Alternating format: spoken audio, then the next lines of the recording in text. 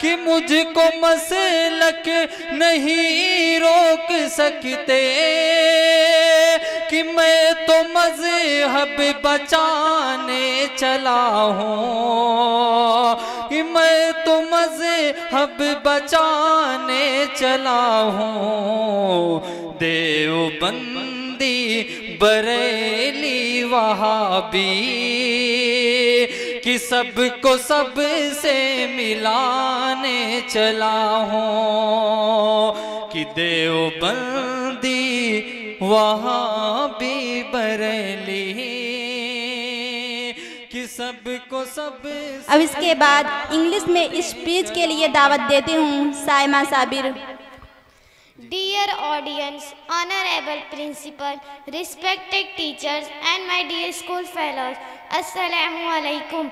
Today the topic of my speech is Importance Holy Quran. Dear friends, the Holy Quran is a code of life. It is the secret book of Muslim.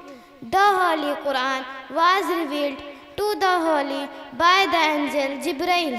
The Holy Quran is in the Arabic language.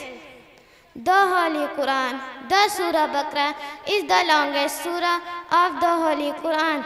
The smallest surah of the Holy Quran is Surah Kausar. The Holy Quran has all the messages of Allah. There are 30 paras and 140 surah.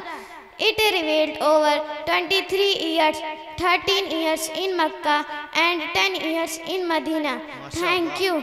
Assalamu alaikum wa rahmatullahi wa barakatuh. माशाअल्लाह, शाबाश बेटा, माशाअल्लाह, बहुत खूब। माशाअल्लाह, बहुत ही खूब।